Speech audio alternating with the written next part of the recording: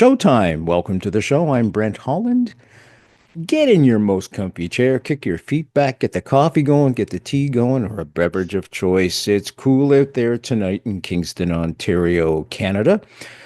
Just north of Watertown, actually, where the Dulles brothers were born, and just a ways up the street from Syracuse, just to give you an idea. It's where the St. Lawrence River meets Lake Ontario. And in the old days, this was an important port. It was also the home of our first parliament buildings way back in the day before Canada was really a country. It was becoming a country, if you will. 1867. We're rather young. Okay, tonight we've got a serious show. It's a true crime show. The book is called The Boy in the Box, America's Unknown Child. Jim Hoffman is with us again, folks. Now everybody will recognize that beautiful face of Jim Hoffman's. He's just been here a few weeks ago. How you doing, Jim? Fine. Thank you, sir. Thanks for having Good. me. It's an honor, Very really. pleasure. No, it's mine, trust me. Jim Hoffman is an investigative author and has been on this show before discussing his book on the late JFK legend, David Lifton.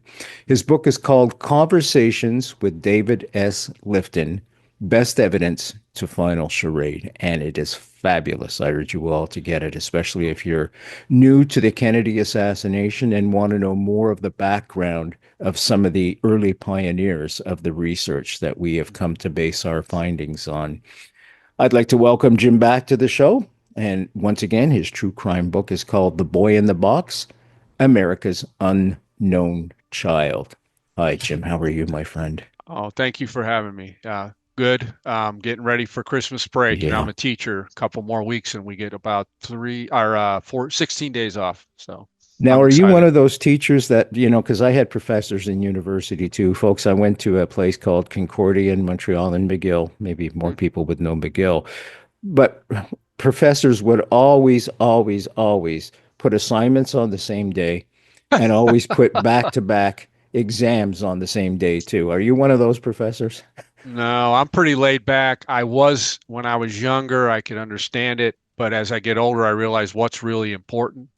And that's not really that important to slam them. Plus, I mean, I live in California. They're pretty and I say this respectfully, they have a liberal view of homework and stuff like that. It's a lot different. COVID really changed a lot.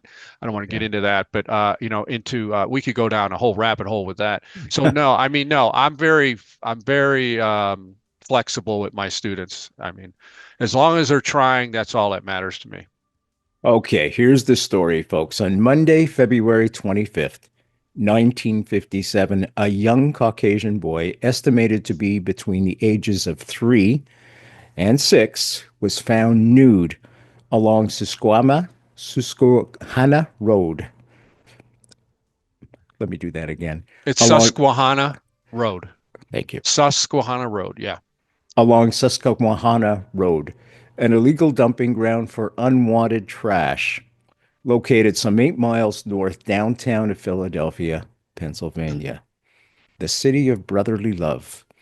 The bodies, the boy's body was partly covered with a recently cleaned rust-colored Indian-style blanket remnant over his loin and was placed inside a relatively pristine J.C. Penney bassinet box. Mhm. Ironically, the discarded box was in better shape than the boy. Mm. This is a young kid, don't forget, folks. 3 to 6. That's pretty young. Though his body was recently washed, his nails clipped and his hair hastily cut, with strands still clinging to the boy's torso, bruises from head to toe blotched the boy's tender skin. Sounds like abuse to me. Who could treat a child like this? And that's what we're going to get into tonight. What happened to this child, soon to be known as the boy in the box, fundamentally, sadly, and what was this beautiful child's name? The case would memorize many of the finest investigators in the country, particularly Philadelphia's finest. Now, there is also another component to this, a paranormal component that I want to get leave time for Jim to get into. I reached out to the Philadelphia Police Department. I got in contact with um, uh, Tom Augustine, who was an investigator. He was in charge of the boy in the box case, And he was real nice. And he's like, cool, sounds good. I'll send you some stuff from us to help you write the book. I had no idea he was sending me their four evidence boxes, the whole thing. So where were they in the They were investigation at that point? They still they only had the body. They had the Great box. question. So this was 2007. They had theories. Um, they figured out they broke the DNA. We now know the boy's name was Joseph Augustus Zarelli, and that he was 4 years old, Oh my and that God. he was born January, I believe it was January 13, 1957.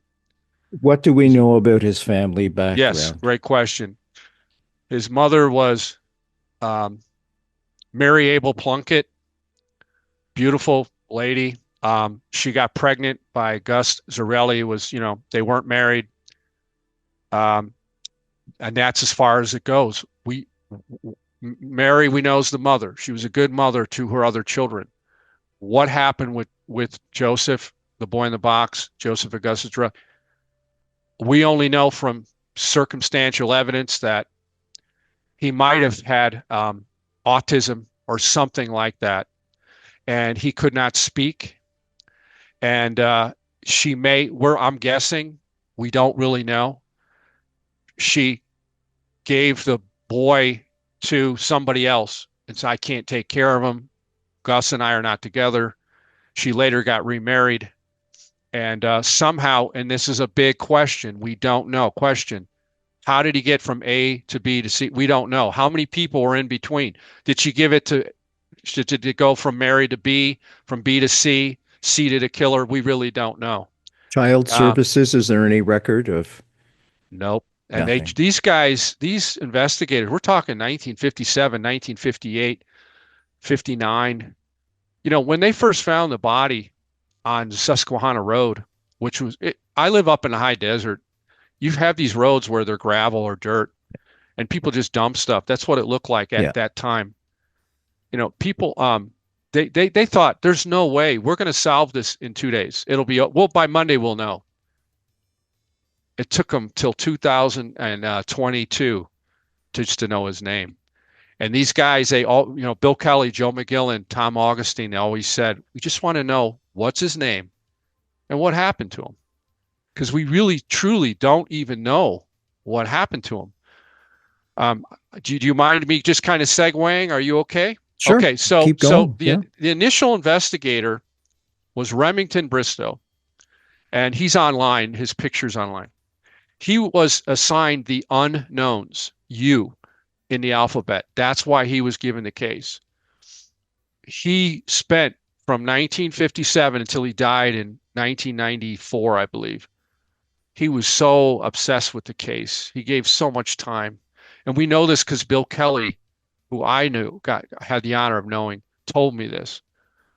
The last time that Bill Kelly saw Remington, Remington was in his basement, and Bill Kelly went down to his basement in Philadelphia.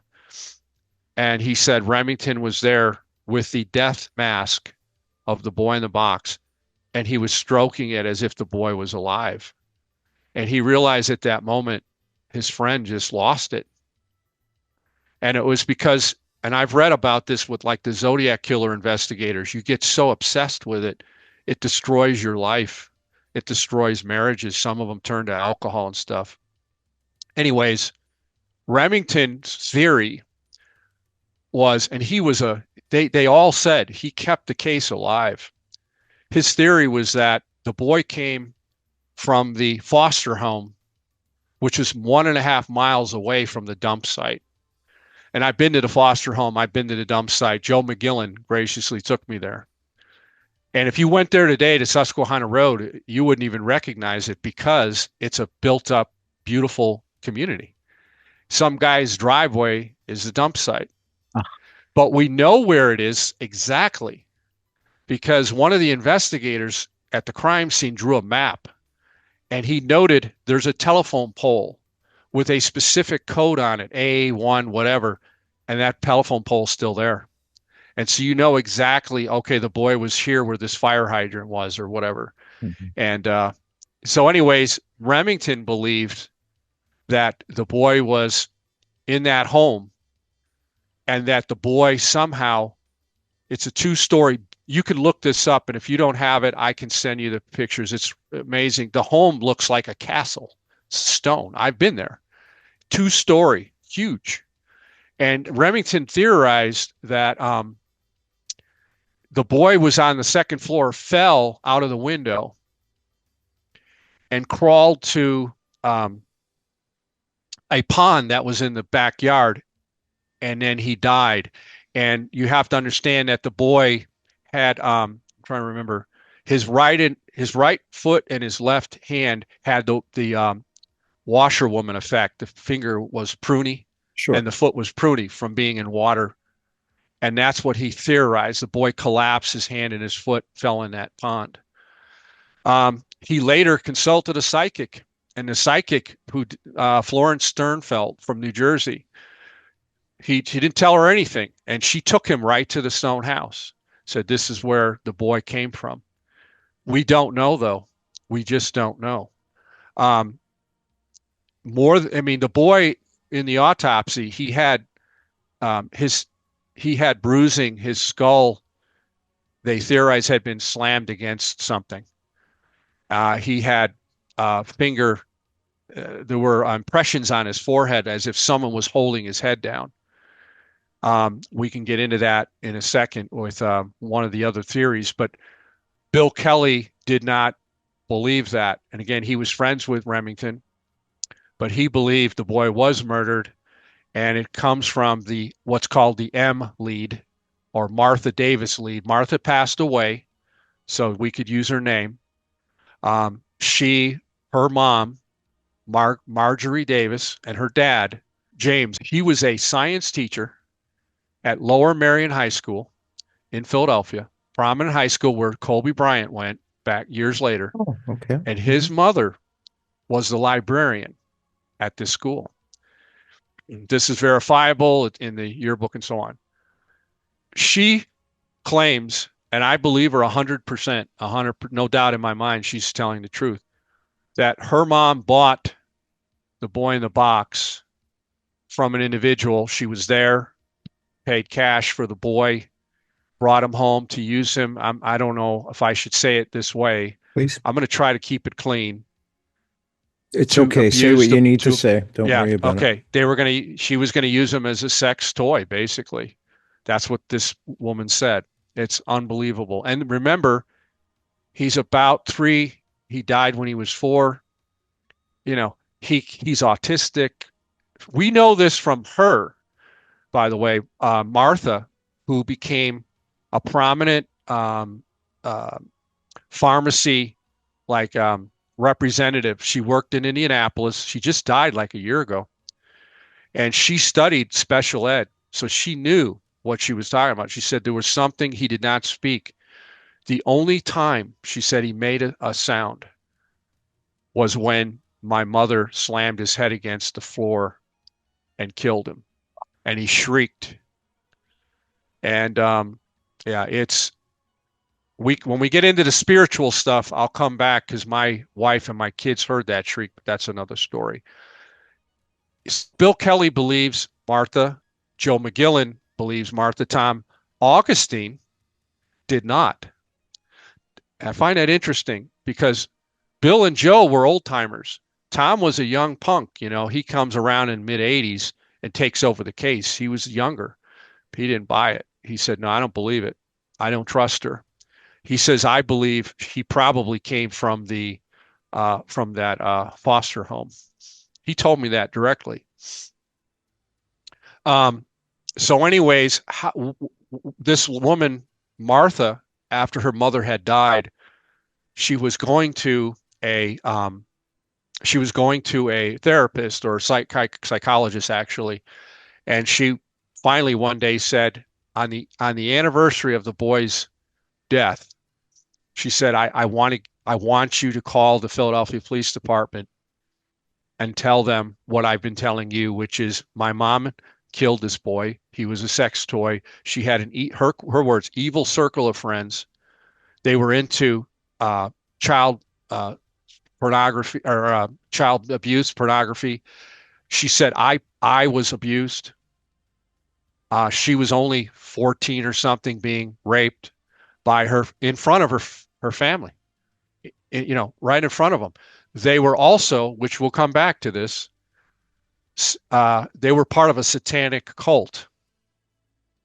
We know this because if I can share with you now, one of the Please. books I would like to encourage people to buy this, and you can look this up. This is called The Girl in the Cellar, The Boy in the Box. This is by Eileen Law Stewart. Oh, sorry, I'm not doing this right. No, it's Um, okay. I'll put a picture up of yeah, it. Yeah. Eileen Law Stewart is a member of the VDUC Society. She's a VSM, a certified member.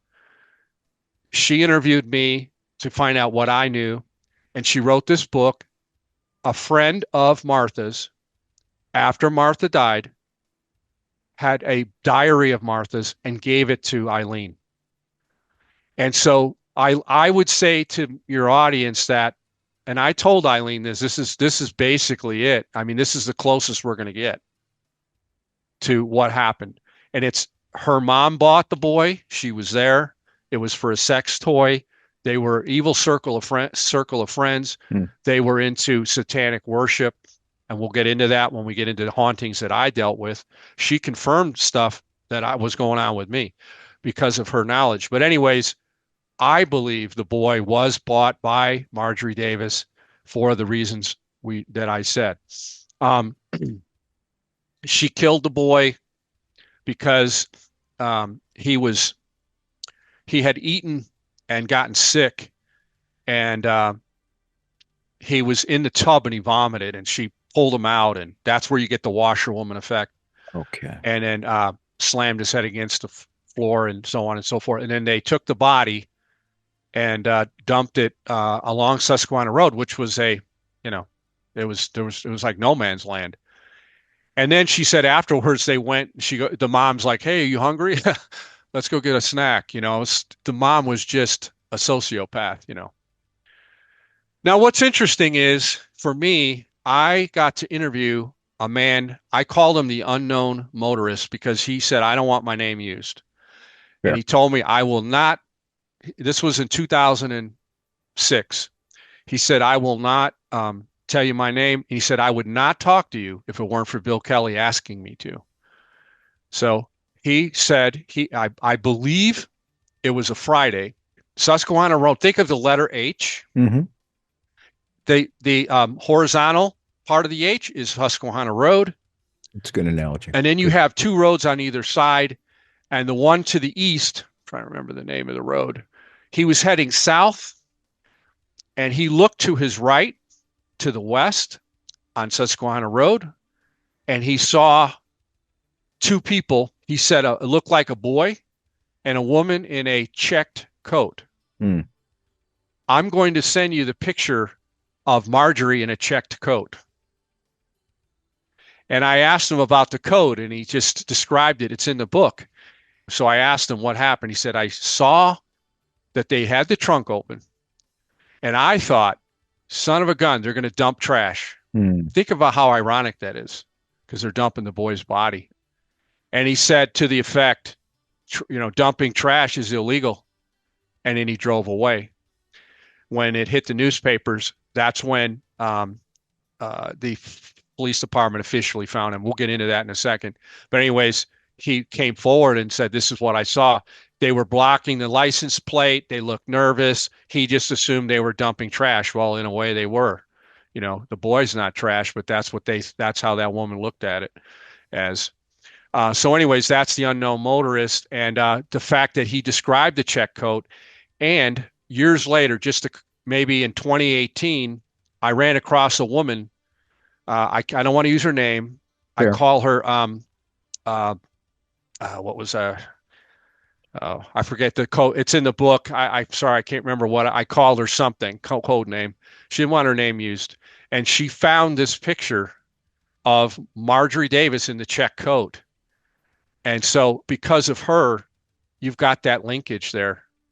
That adds credibility to what the guy said, and to what Martha, the daughter, said, because she was there. Now, Mm-hmm. interestingly, he said it looked like a boy, 14, whatever. She was a tomboy. A lot of people, a lot of her friends thought she acted like a boy. She dressed like a boy. So there was a home for wayward girls across the street. These were girls that got pregnant and they were thrown in this home. Frederick Bononis, we think he was, what's the word? Peeping Tom kind of thing, checking Understood. out the girls kind of thing. And he stumbles across this box and he looks in it and he's frightened. I can only imagine. And he takes off and he drives away. He was a college student. He went to a Catholic school, LaSalle College. A girl was missing. A young girl was missing. And he thought, my God, that could be her. Hmm. But he didn't want to get involved, maybe because of the peeping Tom, whatever. But he went to his Catholic priest, and the priest told him, "You got to go to the police." And he did the next day. And because of that, the 26th, which you cited, Elmer Palmer, who I interviewed, was sent out, and he was told, "Check out this box. It's probably a doll." So he told me literally, I was thinking doll, not thinking boy, not thinking body. And so he finds the body, and then, they start the investigation. On Saturday, John Parazic lived half a mile, not even, around the corner. It's Saturday. How long is So Susquehanna? great question. I think it's like a half a mile total. Oh, okay, so very short. Something like it's very short. Yeah. Yeah. So So the I said a half visibility a is mile. He's probably a quarter mile. It's like a half a mile long straight at the road. straight road. So you look down, you can see the other side, you can Yeah, see yeah, Pine, you can yeah. see okay. It's pretty close. Yeah. Mhm. And then so if you think of the H, you're in the H. About middle of the H is where the boy was found on the south side. The Wayward School's on the north side. If you keep going west, quarter mile, whatever, Hmm. you could see on the corner would be where Prosnick lives. If you turn right, you go up a couple blocks and you turn left. That's where the foster home was, the So foster home. very But anyways, close in Prosnick's proximity. walking. He's going to he has his basketball. He's going to go to like gym, open gym, and he sees this box, and he looks in, and it frightens the hell out of him. And he runs home, and he says nothing to anybody. I mean, I don't blame him. He was scared out of his mind. He was 16, I believe. Oh yeah. Yeah. I would be too. Well, what happened was after the body's found, the police go to his house, knock on the door. The parents are Polish immigrants, barely speak English. We don't know anything. Okay. Find out later he saw it, but he didn't say anything, because he was afraid. But why is that important? He puts the body there on Saturday. And I had asked the unknown motorist, when he saw this person, he couldn't remember because it had been so long. He Oh said it was yeah. during the week I was going to work. So that's why I say it was probably Friday morning. That's my guess. I think that's fair guess. Yeah. No, really, So honestly. Yeah. yes, yeah. I mean, I don't know. Yeah. I mean, I could be wrong, but that's my guess. And anyways, so Rem comes in, Remington Bristow, number one investigator. He's assigned the unknowns. What Remington would do is on his spare time during his vacation, he spent all as much time as he could following leads, like with the psychic Florence Sternfeld. You know, when the all of a sudden, it's interesting, in 1960, I believe, spring, the Foster family, which was the Nicoletti family, Arthur Nicoletti and his wife and his stepdaughter, all of a sudden he got out of the business, and they were having an estate sale. Rem heard about it, went and he found um, a bassinet in the basement, which matched the J.C. Penney bassinet box, which was a white bassinet that was found on Susquehanna Road. The blanket that was found with the boy had these weird cuts in it. Rem, when he went to the Foster home, he found similar blankets with the same kind of cutouts. So it's very circumstantial and suspicious. And the guy that owned the Foster home, Arthur Nicoletti, denied he ever took an infant. Well, why have a bassinet then? You know, that kind Doesn't of a make thing. sense. And then in 1998, November, I believe it was, they raised money led by Bill Fleischer and the Vidux Society to remove the boys' remains, which were literally bones. I saw the pictures, literally bones from the pauper's grave, and rebury them at Ivy Hill. And the Drysdale family donated. I told you this. Yeah. He's got like penthouse suite. I mean, it's unbelievable for free. You know, and all these people step forward. So, anyways, they exhumed the body and they got DNA. Now it was ribosomal maternal DNA only at that time. I reached out to a lady down in, this would have been around 2012, and she ran a DNA lab down in Texas that did the O.J. Simpson stuff. And she told me if they gave me a sample today with the technology, I could get a full DNA, sample, no problem. And it kind of just stalls there. And then finally, I spoke to Kohlmeyer probably, I'm going to say 4 or 5 times, and said, the lady down in Texas said, give her a sample. They can get you a full sample. Let her see the original material, which was a tooth they got out of it, had some material on it. And yeah, we're working on it. Well, so eventually they did, and they sent it to Germany, is what I understand. And it was, and they finally got the DNA sample, and then they matched it to Mary and Joseph. Sounds ironic. So, anyways, the other thing is Tom Augustine, Joseph Augustus Zarelli, Thomas Joseph Augustine, his middle name is Joseph. So you talk about those, I call it a God thing. Why was he so obsessed with this? Not obsessed, but why did Thomas Joseph Augustine get involved? I don't know. He told me, though, that his father was brutal and beat his brother to a pulp all the time. And he said when he saw that the 1957, the posters of the boy, that was the first crime where they used like a poster, like on a milk carton Hmm. kind of thing, to advertise, who this boy is. And he said, when I saw that, I saw my brother. And he said, that's one of the reasons why I wanted to become a cop. So anyways, so that brings us up to that point. Trying to think. So for me, I wanted to, how I got involved in the story, and then the spiritual activity. Let's talk about the Yeah, hauntings. yeah.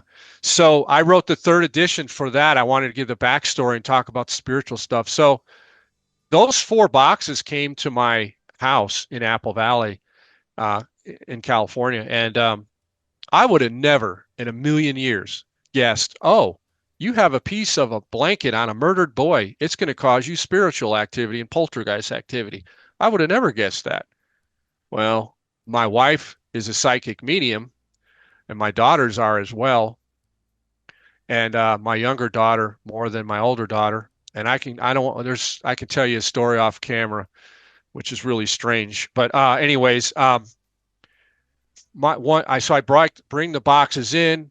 All of a sudden, we start having this weird stuff happen. Anywhere from one of my daughter's friends heard footsteps, and she asked, "Do you guys have an upstairs?" No. Sound like a little kid walking back and forth. Um, the A little day of kid. the, yeah, sorry. Wow, a little kid walking back and forth. Yes, up in the attic. Ooh. Yes. It was what was her name? Oh shoot, I can It's picture. okay. I It's can't think okay. of it. It It's doesn't matter. I okay. don't want to use her name anyways. Yeah, But it's fine. Yeah, she I was was gonna sleeping say. over with my older daughter, a friend of my older daughter. Okay, so then one time, my younger daughter was in a no, my older daughter was in a room, and a whiteboard flies off the wall into the hallway. Um, how did that happen? Another time we were sitting in the kitchen, and down the hall, at the end of the hall is where the master bedroom was, and there was a ballerina picture. It was my wife's favorite picture Hmm. because her grandmother was a ballerina teacher, and she took lessons with her and stuff. And that we're sitting there, and my wife was telling me that woman, and we didn't know all the details, but she says that woman is angry at you that you're stirring this up. And now she's taking it out on us, That woman. Oh that boy. woman. Hmm. And meaning Marjorie Davis, I'm assuming. I Yeah. believe that's who she was talking about. And at that moment, and my wife used a few choice words, that blankety blank, we heard a crash and we went down the hallway. And you have to understand, you go through the door and there's the pictures hanging on the inside of the door to the right. It flew around 90-degree turn and landed in the hallway against the cabinets in the hallway. There's no way that wind blew that off or it just fell and bounced. And it didn't break either. And it was a big glass picture of a ballerina. I'll never forget that. That freaked us Hmm. out. And my wife said, I won't say exactly what she said, get those boxes out of here now. So I put them into the um, garage and I had to mail them back to Philadelphia and took a couple days. And but it didn't stop there. I was going to It ask you, didn't did it stop there. stop at No, that? because once you bring that in, it's not going to go away, you know. So from 2006 until 2020, we had problems up until 2020 spring. The last thing that happened was um, my daughter was sleeping and she would get woken up. This is the one that's also a psychic medium. My wife has a TikTok channel. She has like 11,000 followers and she does live stuff. She's good. She knows what she's talking about. My younger daughter does it with her, knows what she's talking about.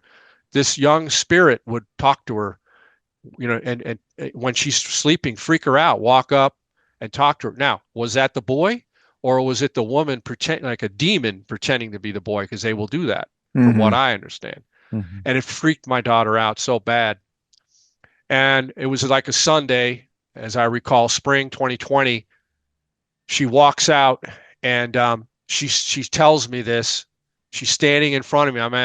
I'm sitting on the couch and I see behind her, the best way I can explain it is think of a little baby skeleton walk across from her room to my room.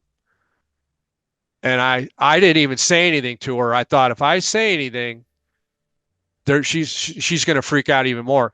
If you've ever watched the Ghost Adventures crew, Ghost Adventures, they run around, they got all this techie equipment, and they have this one piece of equipment. It's almost like an X-ray machine where they can see spirits, the skeleton of the spirit. That's what it looked like to me. Was this little thing walk across, and I said, "Oh my God." And then my wife said to me, "Do you have anything from the boy in a box that's still in his house?" And I said, "Yes, my notebook. I have a notebook.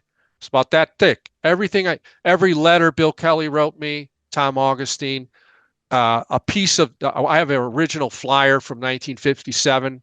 Have you seen this boy? Blah, blah, blah. Get it out of here." I said, "What do you want me to do?" "I don't care. Throw it away. I don't want it in this house." I said, I can't throw that away. That's my life. I don't care. That's what it is. You got to get that energy out of here.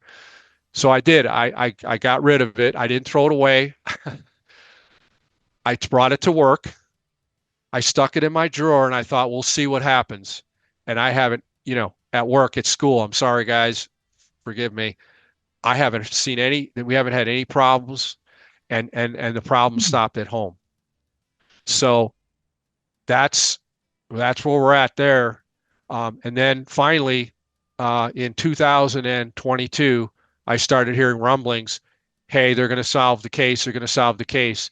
And in on December 8th, I believe it was, they announced they had found the DNA, or I'm sorry, they finally matched the DNA to Joseph Augustus Dorelli and to his mother and his father and the family. And the story is that, and Charles, my friend Charles Stecker, I mentioned him. Um, he um, he knows the uh, cousin, I think it is, or distant cousin of the boy in a box, and it's something like her son bought her an ancestry kit for like Mother's Day or something, and she's like, and he goes, just do it, Mom, and she did it, and boom, the investigators are contacting her. So it was a fluke. Thank God she did it. Wow. You know. What a And story.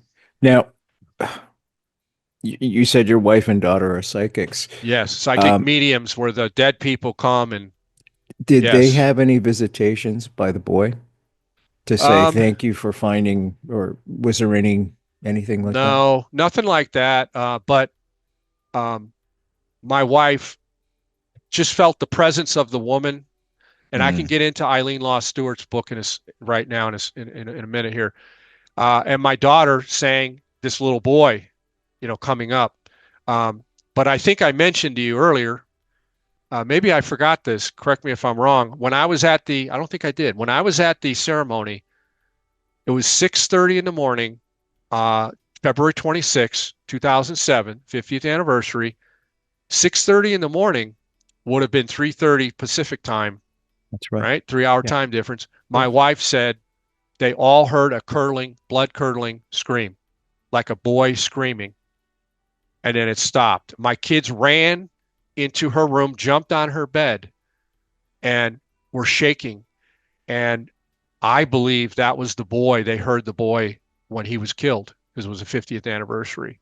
They heard his shriek because Martha said he never spoke except that he made that sound when he was killed. Um, yeah, it's crazy. Now, what Eileen Law Stewart learned through the diary and through her investigation in her book is that the mother, Marjorie Davis, was into satanic worship and they were into, pedophilia, philia, and all that. Hmm. And that would explain. She said, "I totally understand, Jim, why you guys went through that because your wife and your daughters are sensitive. You have the evidence boxes in your house, and it just you open a Pandora's box, you know." And she corroborated, because I tell people that it's just a story, but she corroborated the fact they were into satanic worship. Whoever that lady, she's satanic. I mean, the stuff that she did, that was anger. You're throwing that ballot, and she was directing that at my wife because my wife picked up on her. When Lou Romano wrote his book, he asked my wife to explain to him how the boy was sold and how much money and all that stuff. I can't remember how. And my wife is very private. If she talks to somebody, she doesn't tell me. That's a Understood. private thing. It's like a doctor-patient thing. Yep. But he writes about it in the book, and so yeah, I mean, Eileen Law Stewart was able to make me feel a lot better because I felt like, maybe it was, who knows, maybe it was our imagination. I don't really believe it. I to this day, it was vivid. I know what happened. And to have all, and another side note, I call it a God thing. Hmm. When this book came out, my third edition, I was walking at the store. It just came out, and I'm walking, and I look on the ground, and I see a penny, and I pick it up, and it's a 1957 leaf penny. Now, I could see if it were any year, Hmm. 2000, 2001, whatever, it was a 1957 leaf penny. I still have it in my wallet. I will carry it with me all the time. And I have no doubt it was a sign from whoever, the boy, I don't know. You're, you know, Well, that it leads made me me to feel my good. Whatever that means, it made me feel good. that I was going to ask you, do you feel like you have closure? No, because I want to know I know what happened. I believe I know what happened. He was killed by this lady, but how did he get there? That's what I want to know. How did he get there? Um, that's what I'd like to know. Now, that one question relates to Charles Stecker, my friend. And he was in foster care. And he was in foster care with a lady named, um, oh, shoot. I'm sorry. It just slipped my mind. It's It'll called come to me. caring. Um, she killed two or three children. His brother, Eddie, you can look this up online. Eddie Stecker was murdered in front of Charles.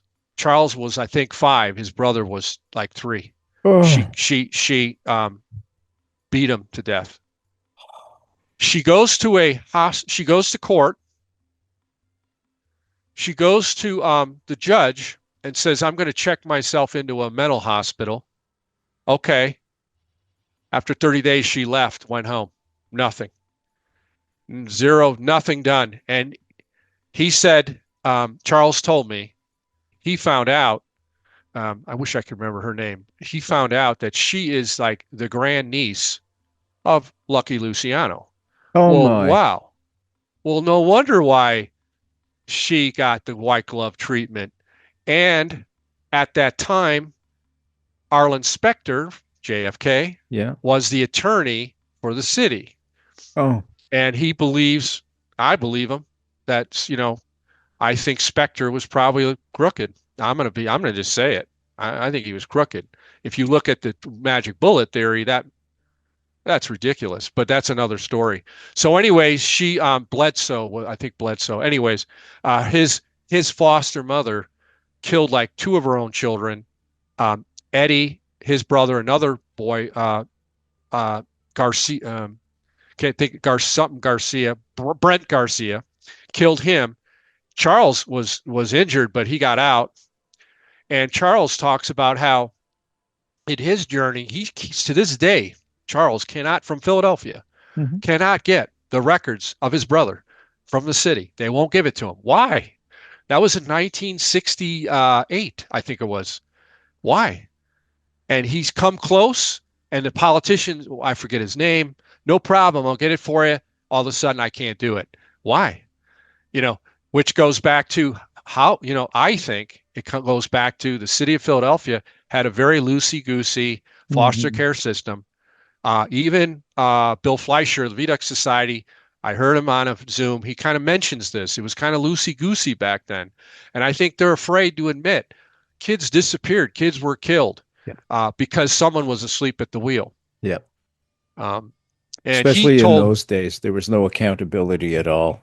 yes, Nobody wanted to deal with out of wedlock kids, if you will. We're going to have to start to wrap up now. Is yep. there anything that you would like to say before we go? Well, I always, um, the great, the heroes are the guys like Remington Bristow, Bill Kelly, Joe McGillen, Tom Augustine. These guys were the heroes, and the biggest hero is Joseph Augustus Orelli. This little boy, he sparked so much love in people. I'm grateful. In a way, I got to know him, and I hope when I die, he meets me in a tunnel. That's all I got to say. That would be cool.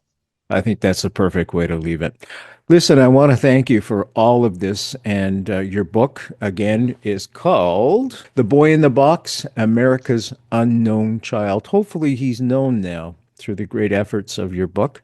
I'm glad your family is safe and sound now after this. I had a woman on, Christine Corda, and she ended up becoming possessed and went through a real Roman Catholic exorcism. She was involved with the Warrens as well. And people of the paranormal elk will know who those are. There's something there, folks. You know, I started this show as a paranormal show.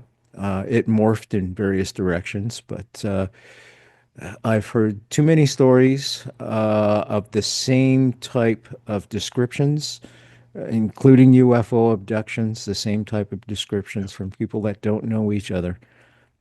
There's something. I don't know what it is, but there is something. There's no question. If could I say something? Sure, please do. In the book, I throw in a picture. We lived in the worst house I ever lived in was actually not the one where the boy of the boxes, where the evidence box were. It was in Aurora, Illinois, and it was wholly haunted, Mm. demons, you name it. And this is a true story. I told you about my friend Adolf Kuhn. He's a Yep. Pearl Harbor survivor. He survived Mhm. it. He believed in guardian angels, and I do too, because I saw one with my own eyes. And we'll be I was doing a show walking on down him the as well, stairs. folks. Hmm. It was a two-story townhome, and I'm walking down the stairs carrying my 6-month-old oldest daughter, Destiny. I Beautiful stepped name. on a box of cassette tapes. My my right foot jettisoned out. She jettisoned out from my hands. We were about halfway down, and my thoughts are, oh my God, she's going to die or she's going to be paralyzed the rest of her life. And I watched as she floated out and very gently, as if someone went like this, set her down on the hard tile floor at the bottom, probably about 15 feet away. I saw that with my own eyes. I ran down the stairs and she did not cry until I looked at her. I said, "Oh my God, are you okay?" And I startled her and she started crying. I wonder if I that saw was, that. So guardian angels are real. I was going to say Adolf it was, Kuhn certainly yeah. believes they're real. And on demons, as you know, you had Oh, that lady. That stuff's real. yeah. Don't mess with So that be stuff, careful folks. what Yeah. if you go into an antique store, something gives you a bad vibe, don't buy it. Yeah. Trust your Walk gut on away. that stuff. Yeah. Anyways, There are evil people out there, folks. There's no question. When I had Dr. Stone on the show from the old Discovery Channel, Most Evil, I once asked him, I said, how many serial killers are out there right now? He said 100. 100. probably, yeah, and maybe more. Who knows? I It's mean, mind-boggling to me. uh, Take care of yourself. Treat each other well, folks. Things are in chaos out there right now. Just be nice to each other. Just, open a door for somebody and smile at them and say hi. Perfect way to spread the joy, especially this Christmas season. All my best to you, my friend, for this season as well.